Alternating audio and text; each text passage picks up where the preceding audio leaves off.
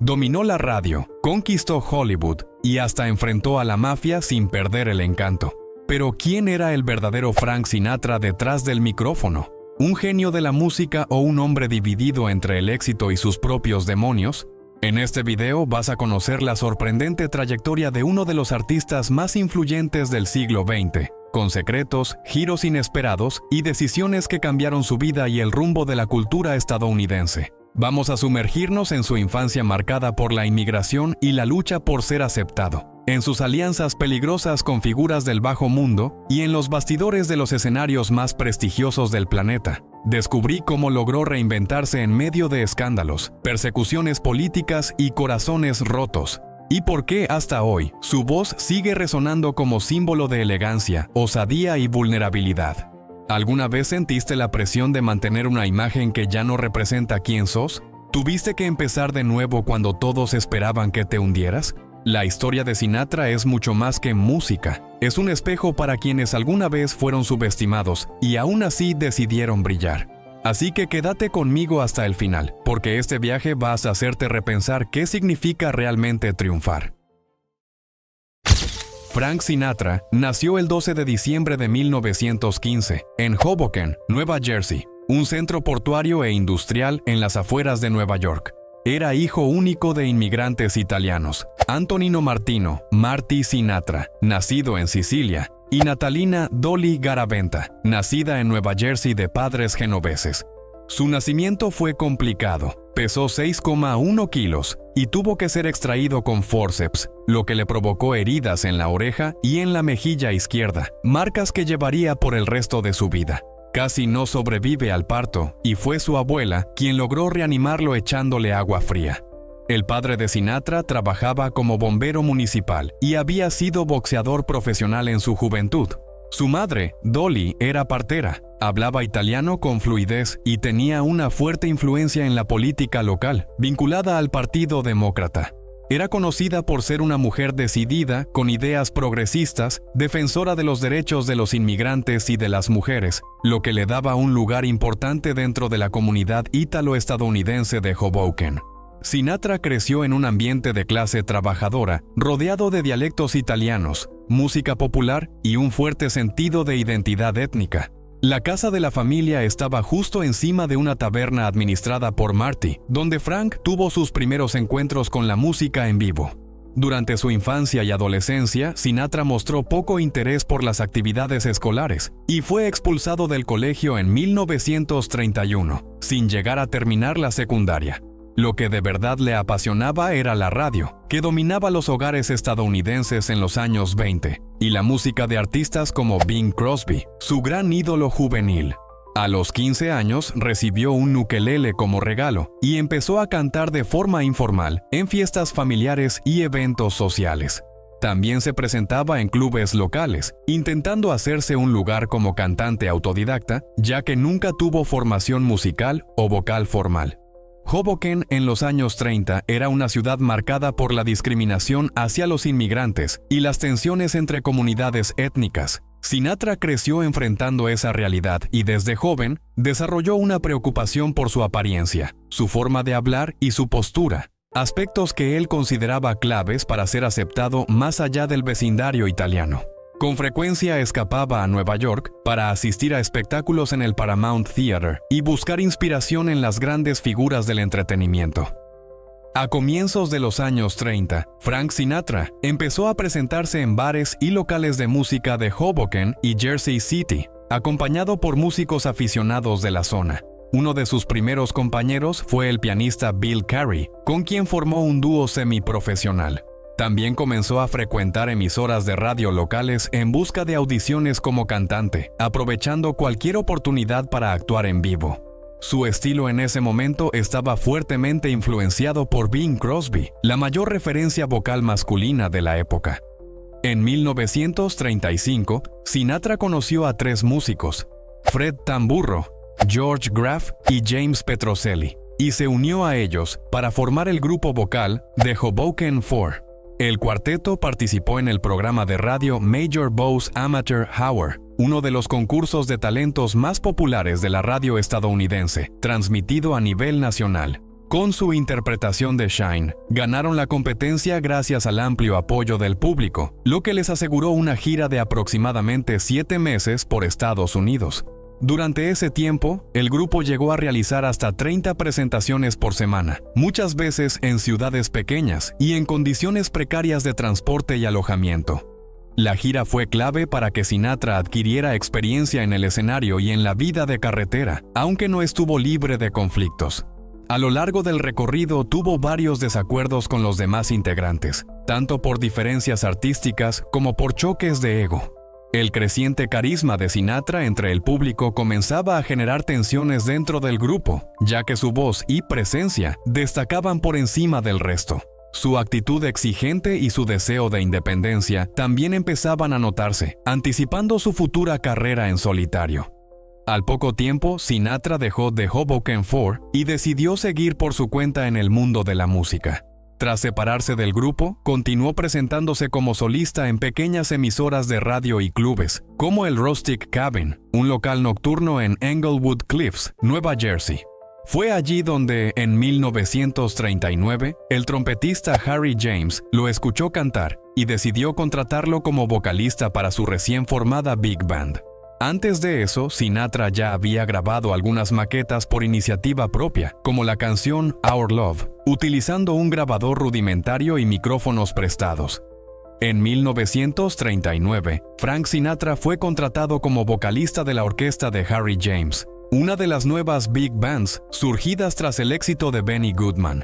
James había dejado la banda de Goodman el año anterior y buscaba una voz que se destacara entre los muchos crooners de la época. Sinatra grabó con él la canción All or Nothing at All, que en un principio tuvo una recepción tibia, pero que años más tarde regresaría a las listas de éxitos cuando él ya era una figura consagrada. Durante los 7 meses que formó parte de la banda, Sinatra grabó unas 10 canciones y empezó a llamar a atención por su fraseo suave y su refinado control vocal. Aún en 1939, Sinatra recibió una propuesta para unirse a la orquesta de Tommy Dorsey, que ya era uno de los líderes más influyentes de la era del swing. Cambiar de banda implicó una complicada rescisión de contrato, pero aceptó la oferta, consciente del prestigio que la orquesta de Dorsey le podía ofrecer. En su debut, participó en la grabación de I'll Never Smile Again, una balada melancólica que se convirtió en un hito de la época y alcanzó el primer lugar en la recién creada lista de éxitos de Billboard en 1940. La etapa con Tommy Dorsey fue clave para el desarrollo técnico y profesional de Sinatra. Observaba con atención la técnica respiratoria de Dorsey, quien tocaba el trombón con frases largas y fluidas, sin pausas audibles. Sinatra adoptó ese mismo principio en su forma de cantar, buscando controlar la respiración de manera casi imperceptible, lo que más adelante se volvería una de sus señas de identidad. Entre 1940 y 1942, Sinatra grabó decenas de canciones con la orquesta de Dorsey, entre ellas Polka Dots and Moonbeams, East of the Sun y Imagination. Muchas de estas grabaciones se convirtieron en éxitos comerciales, destacándose especialmente las baladas románticas, que conquistaban al público joven y femenino. Las giras con la banda lo llevaron por todo el país, con presentaciones en salones de baile, emisoras de radio y cines abarrotados. En septiembre de 1942, Frank Sinatra hizo su debut como solista en el Paramount Theater de Nueva York, como acto de apertura para la banda de Benny Goodman. El impacto fue inmediato. Miles de adolescentes, especialmente chicas, llenaron las funciones, gritando y llorando de una forma nunca antes vista en ese contexto. El fenómeno fue bautizado como Sinatramanía, y Sinatra se convirtió en el primer ídolo pop adolescente de la historia de Estados Unidos. La histeria era tal que, en algunas presentaciones, los gritos hacían imposible escuchar la actuación. Poco después del éxito en el Paramount, Sinatra firmó con Columbia Records, donde empezó a grabar con orquestas de estudio, dejando atrás el formato de las big bands itinerantes. Su estilo vocal se perfeccionó con el uso cada vez más hábil del micrófono, una técnica que permitía interpretaciones más suaves, emotivas y cercanas al oyente. Canciones como You'll Never Know, Saturday Night, Is the Loneliest Night of the Week y Nancy with the Laughing Face vendieron miles de copias, sobre todo entre el público femenino. El crecimiento de su popularidad fue acompañado por estrategias agresivas de marketing por parte de Columbia y de su representante, George Evans. En cada presentación, Evans organizaba filas de fans, contrataba personas para gritar, promovía manifestaciones de entusiasmo y repartía fotos autografiadas. La base de admiradoras adolescentes de Sinatra, muchas aún con uniforme escolar, fue apodada Bobby Soxers por las típicas medias blancas que usaban. El cantante también pasó a tener su propio programa de radio, lo que amplificó aún más su presencia a nivel nacional. En 1944 fue elegido por la revista Billboard como el cantante masculino más popular de Estados Unidos. En ese mismo periodo, Sinatra se involucró en el esfuerzo de guerra, participando en eventos del uso y grabaciones destinadas a los soldados estadounidenses en la Segunda Guerra Mundial. Aún así, fue criticado por no haber servido en las Fuerzas Armadas debido a una perforación en el tímpano provocada por complicaciones durante su nacimiento. Aunque los documentos médicos lo eximieron legalmente, parte de la opinión pública lo acusó de evasión. A finales de la década de 1940, la carrera de Frank Sinatra entró en declive, con una caída en las ventas, conflictos contractuales y críticas cada vez más duras por parte de la prensa. El estilo musical asociado al swing comenzaba a perder terreno frente a nuevas tendencias, como el bebop en el jazz y, más adelante, el naciente rock. Sus discos con Columbia ya no tenían el mismo impacto, y sus presentaciones empezaron a perder brillo en una industria que estaba cambiando rápidamente. Al mismo tiempo, problemas en su vida personal, como el turbulento final de su matrimonio con Nancy Barbato y el inicio de una conflictiva relación con Ava Gardner, también perjudicaron su imagen pública. En 1951, perdió su contrato con MGM y su programa de radio fue cancelado. El momento más crítico llegó en 1952, cuando Columbia también decidió poner fin a su contrato discográfico. Sin sello, sin respaldo de estudios y con una reputación en baja, muchos en la industria lo consideraban acabado. Para mantenerse activo, comenzó a presentarse en locales pequeños y casinos en decadencia, lejos del protagonismo que alguna vez tuvo.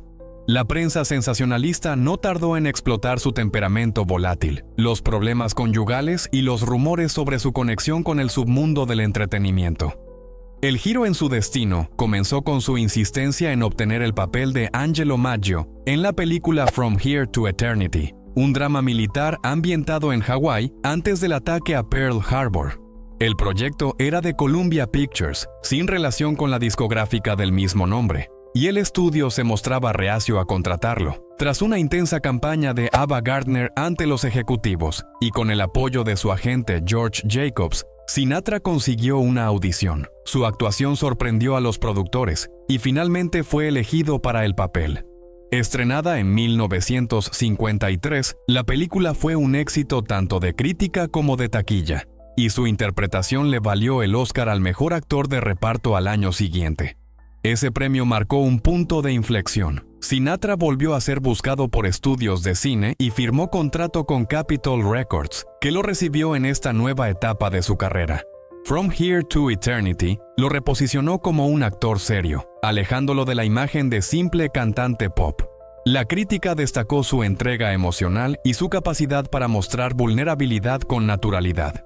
En 1953, Frank Sinatra firmó contrato con Capitol Records, marcando el inicio de una etapa creativamente intensa y musicalmente innovadora. Bajo este nuevo sello, encontró el entorno ideal para relanzar su carrera con mayor control artístico y un repertorio más sofisticado.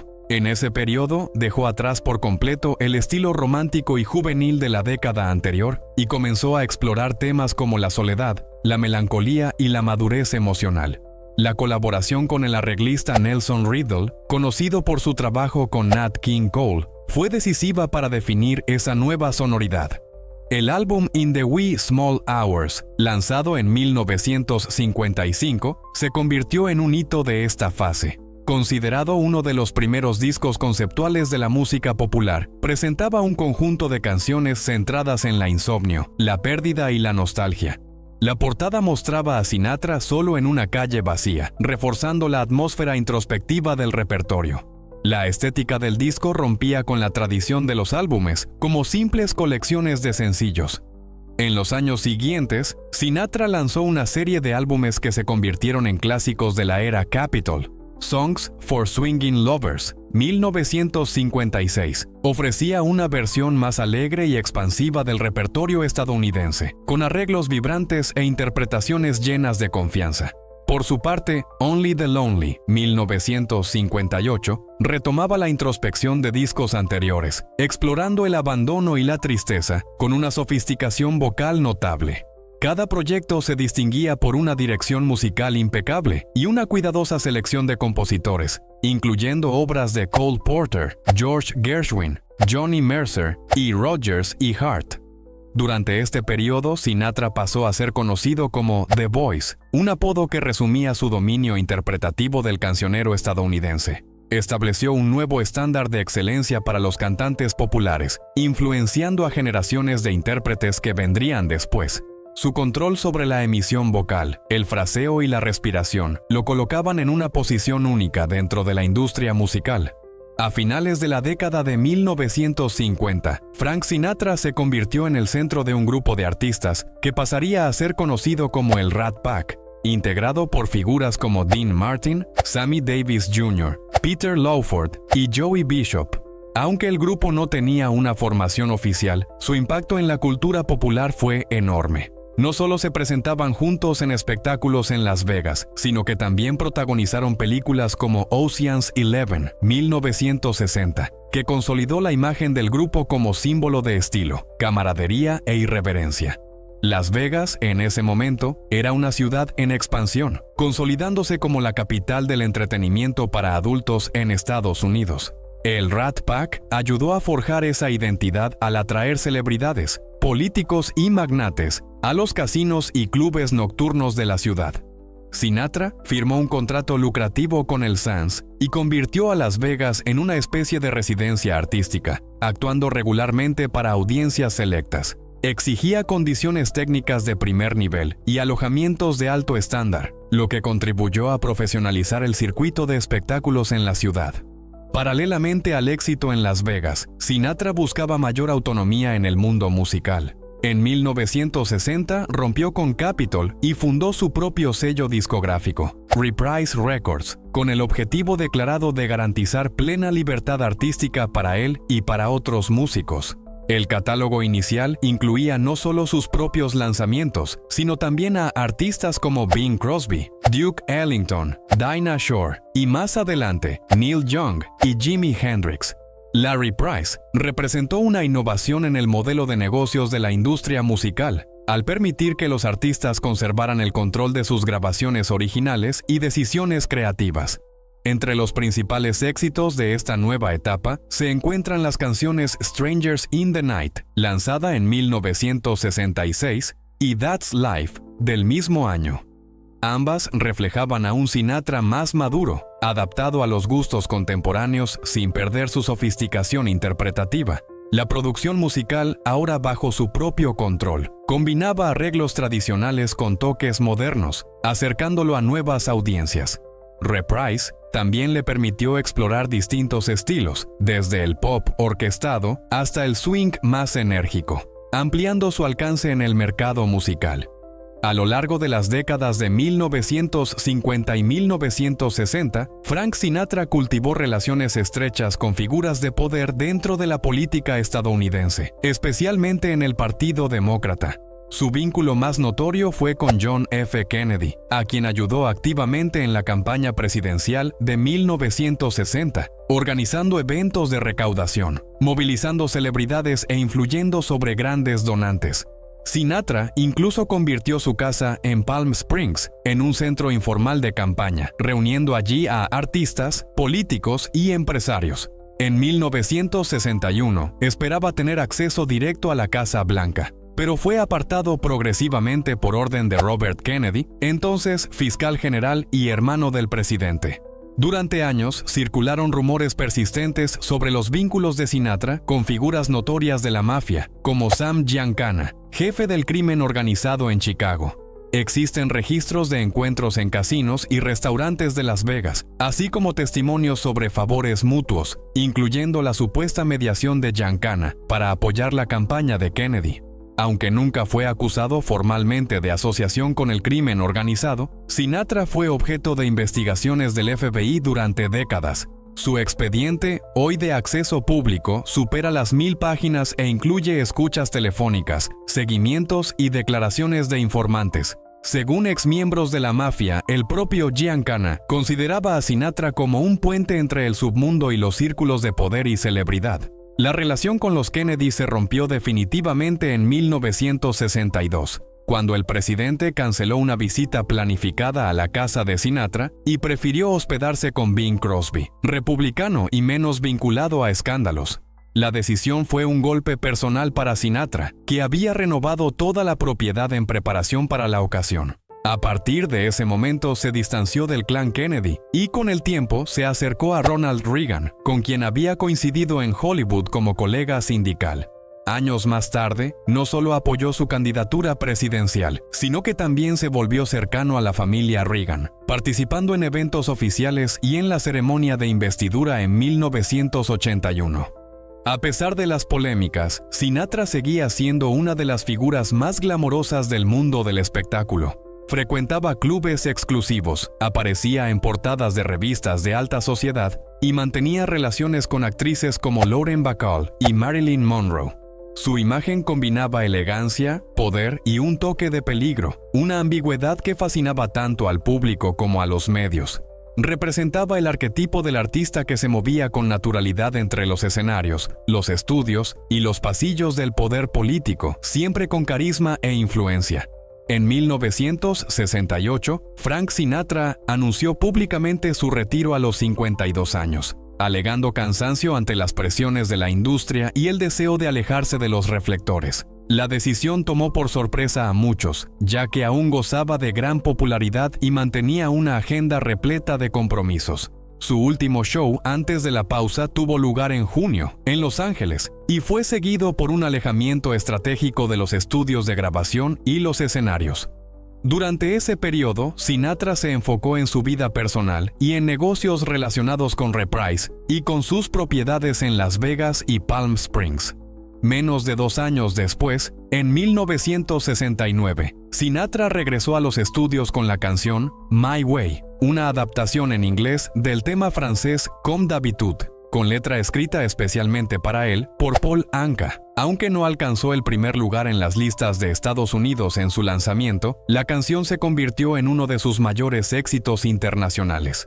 Su interpretación, con un tono confesional y melancólico, consolidó a My Way como un himno de independencia y reafirmación personal.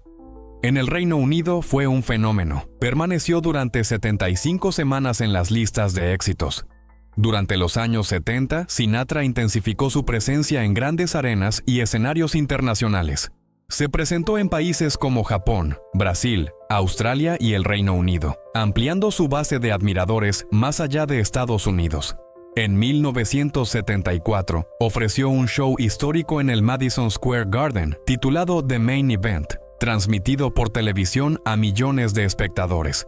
El espectáculo combinaba formato de concierto con producción televisiva. Incluía una escenografía inspirada en el boxeo y fue presentado por el reconocido comentarista deportivo Howard Cosell.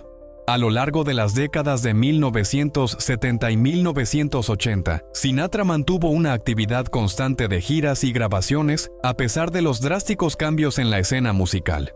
En 1982, participó del Concert for the Americas en República Dominicana, acompañado por la orquesta de Buddy Rich, ante una audiencia de 30,000 personas.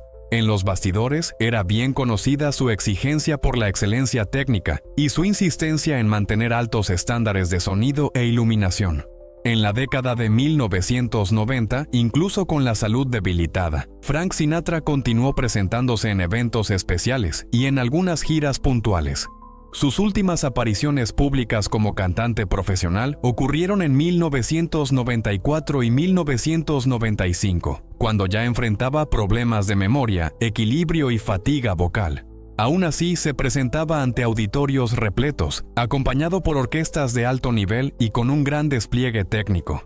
En 1993 lanzó el álbum Duets, en el que interpretaba clásicos junto a artistas contemporáneos como Bono, Aretha Franklin y Barbra Streisand. A pesar de las críticas mixtas, el proyecto se convirtió en uno de los discos más vendidos de su carrera.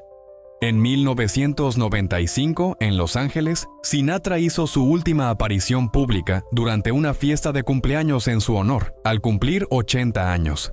La ceremonia reunió a artistas, políticos y figuras de la industria para celebrar su impacto cultural y su contribución a la música popular estadounidense. En ese mismo periodo recibió varios premios a su trayectoria, incluyendo reconocimientos del Grammy, el Kennedy Center y el American Film Institute. Aunque ya no cantaba de forma regular, su presencia simbólica en homenajes y eventos mantenía su nombre vigente en el imaginario colectivo. Además, fue objeto de tributos, libros y documentales que ayudaron a consolidar su imagen como un ícono del siglo XX. Frank Sinatra falleció el 14 de mayo de 1998, a los 82 años, víctima de un ataque cardíaco en Los Ángeles. Su muerte fue noticia en todo el mundo y provocó una gran conmoción pública, con homenajes de jefes de Estado, músicos y artistas de distintas generaciones. Fue enterrado en el desierto de California, en el Desert Memorial Park, con la frase "The best is yet to come", grabada en su lápida, título de una de sus canciones favoritas. El funeral fue privado, pero asistieron figuras influyentes del mundo del espectáculo y la política, como Gregory Peck y Tony Bennett. El legado artístico de Sinatra sigue vivo en múltiples frentes. Sus grabaciones continúan disponibles en catálogo y venden millones de copias cada año, especialmente en fechas conmemorativas.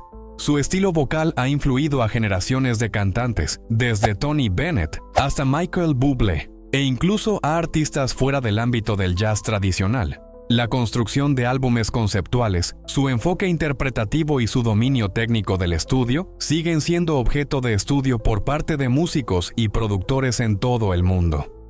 Frank Sinatra redefinió lo que significa ser un artista completo. No solo cantaba, sino que dominaba escenarios, influía en elecciones y decidía qué sonidos escucharía el mundo.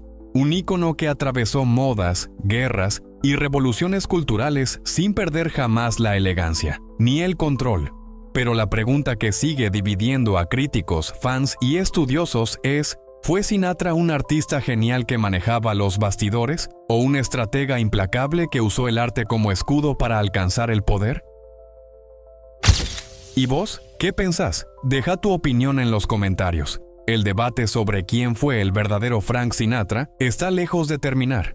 Si te gustó este recorrido por la vida de uno de los grandes nombres de la música mundial, suscríbete al canal y activa las notificaciones. Acá desmenuzamos vidas, leyendas e historias que no entran en los titulares. Y si no te suscribís, te vas a perder las próximas revelaciones que nadie más te cuenta.